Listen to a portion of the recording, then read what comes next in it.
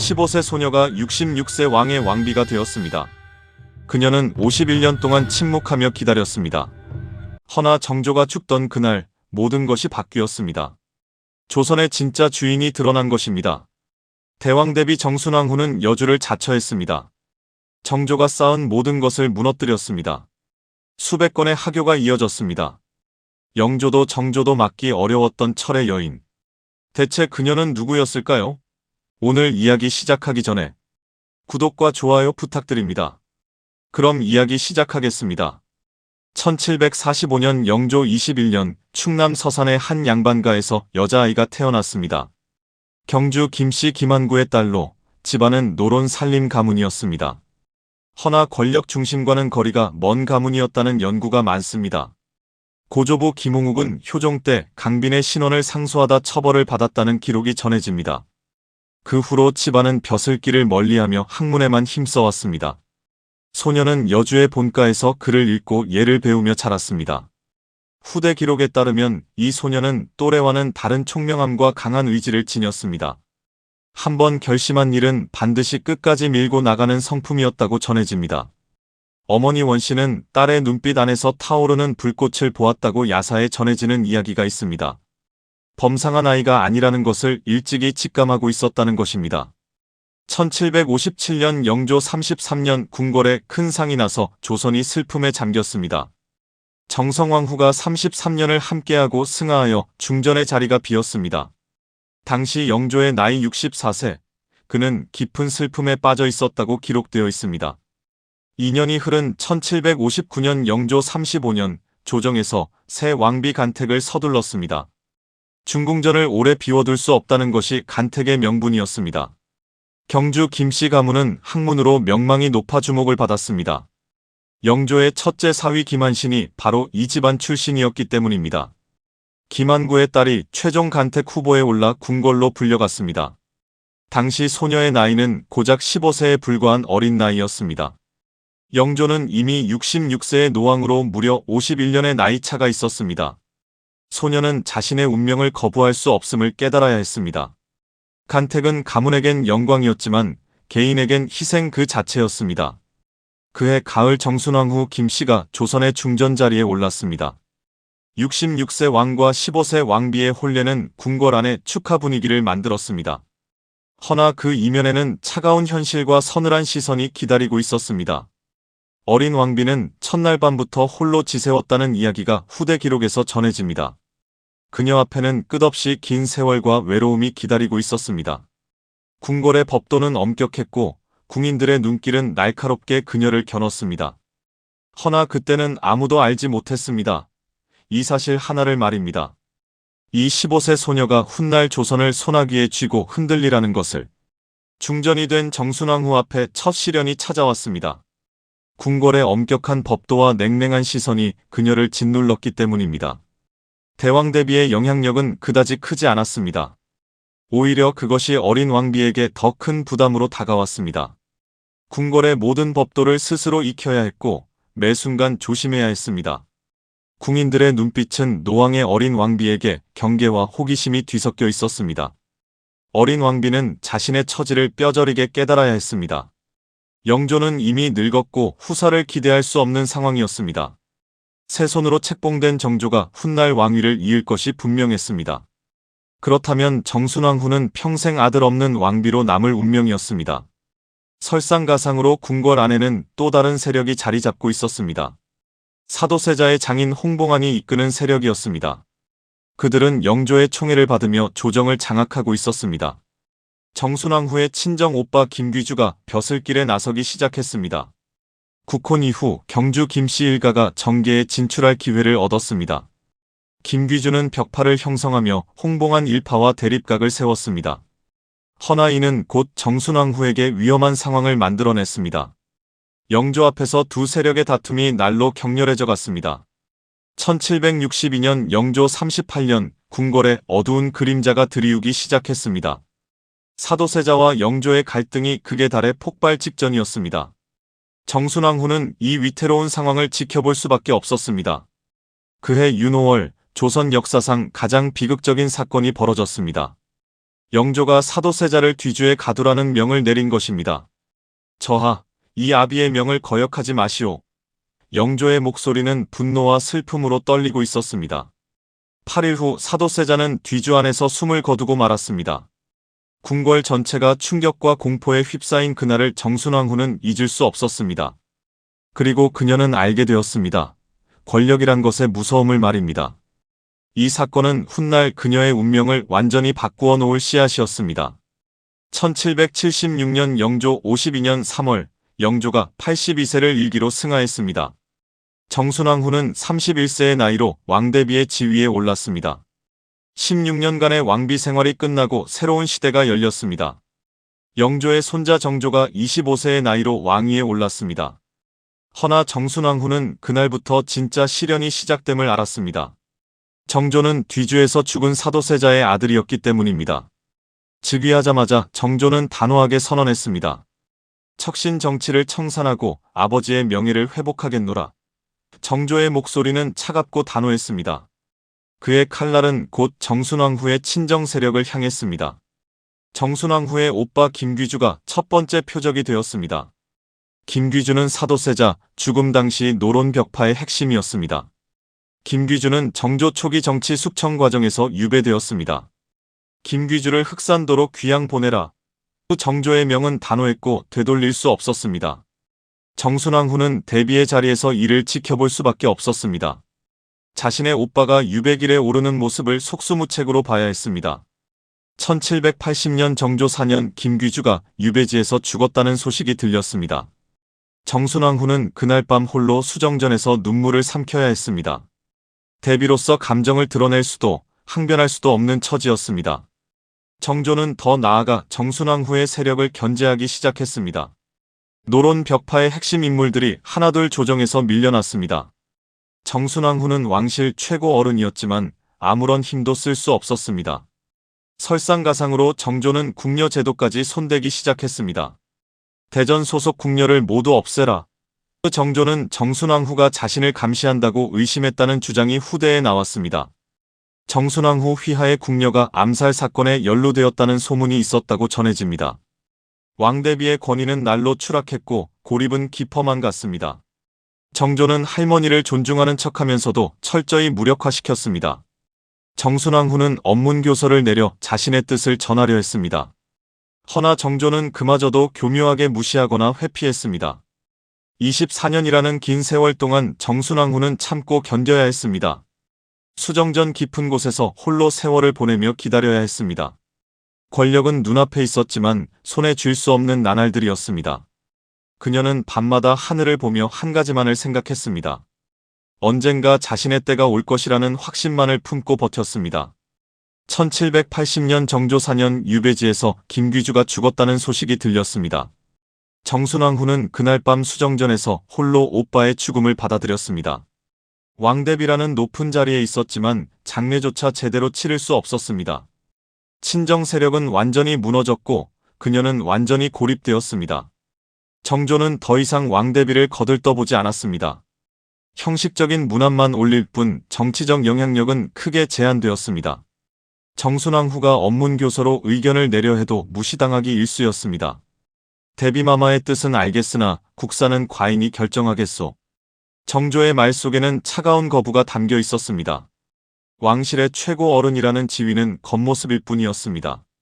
정순왕후는 매일 수정전 깊은 곳에서 홀로 시간을 보냈습니다. 궁녀들마저 정조의 눈치를 보며 그녀를 멀리했습니다.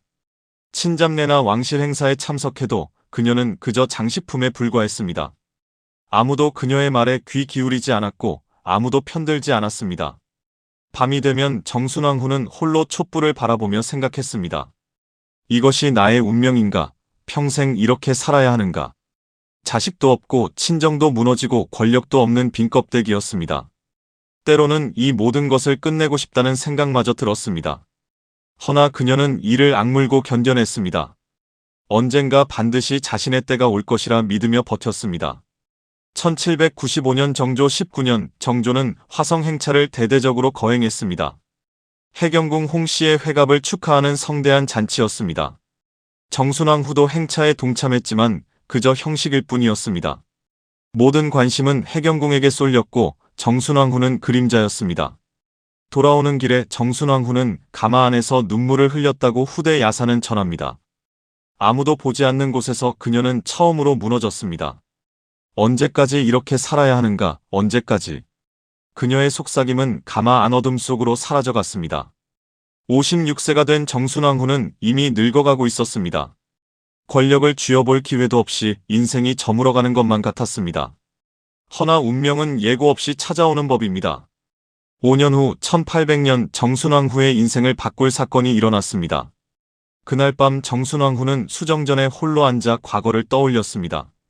51년 전 여주의 본가에서 글을 읽던 15세 소녀의 모습이 떠올랐습니다. 어머니가 손을 잡으며 했던 말이 귓가에 맴돌았습니다. 네가 중전이 된다는 것은 가문의 영광이란다. 그때 소녀는 영광이 무엇인지 제대로 알지 못했습니다. 간택되어 궁궐에 들어온 첫날의 기억도 생생했습니다. 66세 영조가 어린 자신을 내려다보던 그 눈빛을 잊을 수 없었습니다. 어린 나이에 고생이 많겠구나. 허나 이것이 운명이오. 영조의 목소리는 의외로 따뜻했고 연민이 담겨 있었습니다. 17년을 함께하며 영조는 그녀에게 왕실의 법도를 가르쳤습니다. 엄격했지만 결코 냉정하지만은 않았던 그 시간들이었습니다. 1776년 영조가 승하하던 날 마지막으로 했던 말이 있었다고 전해지나 이 내용은 사료에서 확인되지 않습니다. 그날 정순왕후는 처음으로 자신의 존재 이유를 깨달았습니다. 자신은 왕실을 지키기 위해 이 자리에 온 것이라는 사실을 말입니다. 오빠 김귀주가 마지막으로 보냈던 편지도 떠올랐습니다. 누이여, 나는 떠나지만 그대는 반드시 살아남아 우리 가문을 지키시오. 오빠는 유배지에서도 누이를 걱정하며 힘을 주려 했습니다. 24년간 견딜 수 있었던 것은 오빠의 그 마지막 당부 덕분이었습니다. 정순왕후는 문득 깨달았습니다. 자신이 왜 여기 있는지를 말입니다. 영조의 유지를 받들고 왕실의 법도를 지키는 것이 사명이었습니다. 정조가 아무리 자신을 무시해도 그녀는 왕실의 어른이었습니다. 언젠가 반드시 자신이 해야 할 일을 할 때가 올 것이었습니다. 정순왕후는 촛불을 바라보며 다시 한번 결심을 다졌습니다. 나는 영조대왕의 왕비이자 이 왕실의 최고 어른이다. 그녀의 눈빛에 다시 불꽃이 타오르기 시작했습니다. 56세의 나이였지만 아직 늦지 않았다는 확신이 들었습니다. 선대 대왕 대비들이 왕실을 지킨 것처럼 자신도 할 수 있었습니다. 왕실을 지키고 법도를 바로 세우는 것이 자신의 역할이었습니다. 그때였습니다. 궁녀가 급히 달려와 아뢰었습니다. 마마, 대전에서 급한 일이 일어났다 하옵니다. 정순왕후의 운명이 바뀌는 순간이 다가오고 있었습니다. 1800년 정조 24년 6월 28일 창경궁 영춘원에서 비보가 전해졌습니다. 정조가 갑작스레 의식을 잃고 쓰러졌다는 급박한 소식이었습니다. 정순왕후는 급히 영춘원으로 달려갔지만 이미 늦었습니다. 정조는 마지막 순간 또는 신료들을 등에 말을 남기고 숨을 거두었습니다. 49세의 나이로 개혁 군주 정조가 세상을 떠난 것입니다. 조선 팔도가 충격과 슬픔에 휩싸였고 조정은 혼란에 빠졌습니다. 세자 순이 왕위를 이었지만 그의 나이는 겨우 11세였습니다. 어린 왕을 보필할 수 있는 사람은 오직 한 명뿐이었습니다. 왕실의 최고 어른이자 대왕 대비인 정순왕후였습니다. 즉위년 7월 정순왕후는 조정 대신들 앞에서 선언했습니다. 주상이 나이 어리니 내가 여주로서 조정에 임하겠노라. 그녀의 목소리는 단호했고 그 누구도 감히 반대할 수 없었습니다.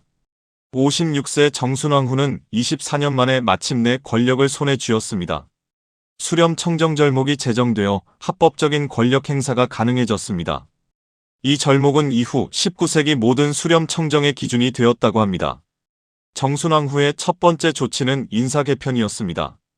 노론 벽파의 핵심 인물 심한지를 영의정에 임명하라. 그녀의 명은 즉각 실행되었고 조정의 판도가 바뀌기 시작했습니다. 정조가 중용했던 10파 핵심 인물들이 차례로 처벌받았습니다. 서유린과 김희재, 김희교 등이 유배되거나 관직을 잃었습니다. 윤행임은 권세를 농단했다는 죄목으로 사사되었습니다. 24년간 숨죽이며 지켜보기만 했던 정순왕후가 움직이기 시작했습니다. 그녀는 3년 반 동안 수많은 하교를 내리며 전국을 주도했습니다. 정조가 24년간 쌓아올린 개혁 정치가 크게 흔들리기 시작했습니다. 탕평책은 약화되고 노론 벽파 세력이 조정을 장악했습니다. 조선 역사상 가장 강력한 여성 권력자가 탄생한 순간이었습니다. 대신들은 어린 왕이 아닌 정순왕후의 눈치를 살펴야 했습니다. 이것이 진짜 권력이구나. 이것이 내가 기다린 순간이다. 정순왕후는 수정전에 앉아 조용히 미소를 지었습니다. 51년 전 15세 소녀로 궁궐에 들어온 이후 처음 맞는 순간이었습니다. 조선 권력의 중심에 선 인물, 정순왕후의 시대가 열렸습니다. 정순왕후의 칼날은 곧 정조가 남긴 모든 것을 향했습니다. 1801년 순조 원년 1월 10일, 그녀는 결정적 하교를 내렸습니다. 사학을 엄금하고 사교도인들을 모두 색출하라. 천주교 탄압을 명하는 신유박해가 시작된 것입니다. 정조가 묵인했던 천주교인들이 하나둘 잡혀 들어오기 시작했습니다. 정약종, 정약전, 정약용 삼형제가 연루되어 처벌받았습니다. 이가환과 권철신 등 남인 청류 세력이 대거 숙청되었습니다. 정조의 이복동생 은원군의 부인과 며느리가 사학 죄인으로 처벌받았습니다. 벽파 주도로 왕실 내부 인사들까지 처벌이 이어졌습니다. 홍봉안의 아들 홍낙임도 같은 운명을 맞이해야 했습니다. 정순왕후는 짧은 기간 동안 정조 측 세력을 급격히 약화시켰습니다. 조정은 노론 벽파 중심으로 재편되었고 정순왕후의 영향력이 절대적으로 커졌습니다. 선왕께서 정학을 밝히면 사학은 사라진다 하셨으나 그렇지 않았소. 정순왕후의 언문교서에는 단호함이 가득했습니다. 3년 반 동안 그녀는 조선의 실질적 통치자였습니다. 순조는 어린 왕으로 정순왕후의 결정에 따를 수밖에 없었습니다. 허나 권력에는 항상 끝이 있는 법이었습니다. 1803년 순조 3년 평양부와 함흥부에 큰 불이 났습니다. 같은 해 11월 사지각기고에 화재가 발생했습니다. 12월에는 창덕궁 선정전과 인정전까지 불길에 휩싸였습니다. 닷새 후 장안 종로거리에서 또다시 큰 화재가 일어났습니다. 백성들 사이에 흉흉한 소문이 퍼지기 시작했습니다. 하늘이 노하여 불을 내리신 것이다. 1804년 2월 9일 정순왕후는 중대한 결정을 내려야 했습니다. 순조가 15세가 되어 친정을 선포할 시기가 온 것입니다. 수렴을 거두고 주상께 정사를 돌려드리겠노라. 정순왕후는 3년 반 만에 권력을 내려놓았습니다. 56세에 쥔 권력을 60세에 놓아야 하는 순간이었습니다. 허나 그녀는 쉽게 포기하지 않았다는 후대 야사에서는 전합니다. 얼마 후 다시 수렴 청정을 하겠다는 뜻을 내비쳤다고 전해지는 이야기가 있습니다. 순조의 장인 김조순이 이를 막아섰다는 이야기도 후대에 나왔습니다. 정조의 친위 세력이었던 시파가 다시 힘을 얻기 시작했습니다. 벽파 관료들이 하나둘 조정에서 밀려났습니다. 정순왕후는 다시 한번 고립되어 수정전으로 돌아가야 했습니다. 권력을 맛본 지 1년 만에 다시 모든 것을 잃었습니다. 조선의 정치는 당파에서 외척 중심으로 바뀌어가고 있었습니다. 안동 김씨 세도 정치의 시대가 열리고 있었던 것입니다. 1804년 순조 4년 정순왕후는 다시 수정전 깊은 곳으로 돌아갔습니다. 60세가 된 그녀 앞에는 더 이상 권력도 미래도 없었습니다. 벽파 세력은 무너졌고 안동 김씨 세도 정치가 시작되고 있었습니다. 정순왕후가 평생 막으려 했던 외척 정치가 열리는 순간이었습니다. 허나 역설적이게도 그 씨앗은 그녀 자신이 뿌린 것이었습니다. 정조의 탕평책을 무너뜨리고 노론 일변도의 인사 등을 허용한 결과였습니다. 정순왕후는 밤마다 지난 시간을 돌아보며 생각에 잠겼습니다. 15세에 궁궐에 들어와 60세까지 살아온 45년의 세월이었습니다. 그중 진짜 권력을 쥔 시간은 고작 3년 반에 불과했습니다. 내가 원했던 것은 무엇이었던가? 이것이 옳은 길이었는가? 그녀는 스스로에게 물었지만 답을 찾을 수 없었습니다. 1805년 순조 5년 1월 12일 창덕궁 경복전에서의 일입니다. 정순왕후는 61세를 일기로 조용히 눈을 감았습니다. 수렴 청정을 거둔 지 정확히 1년 만의 일이었습니다. 사인에 대한 구체적인 기록은 확인되지 않습니다. 권력을 잃은 허망함이 그녀의 생명을 앗아간 것인지도 모른다는 해석이 있을 뿐입니다. 그해 6월 20일 정순왕후는 영조의 원릉 옆에 묻혔습니다. 66세 노왕의 계비로 들어와 51년 만에 남편 곁으로 돌아갔습니다. 정조는 영조 사후 원릉 옆자리를 비워두라 명했었습니다. 어린 개비가 홀로 쓸쓸히 묻히지 않기를 바란 영조의 뜻이었다는 해석도 있습니다. 역사는 정순왕후를 두 가지 시선으로 바라봅니다. 어떤 이는 정조의 개혁을 무너뜨린 권력욕의 화신이라 합니다. 또 어떤 이는 수렴청정 제도를 확립한 유능한 정치가라 평가합니다. 실제 기록을 보면 정조와 정순왕후의 관계는 나쁘지 않았습니다. 정조는 1등록에서 정순왕후에게 친밀한 감정을 드러내기도 했습니다.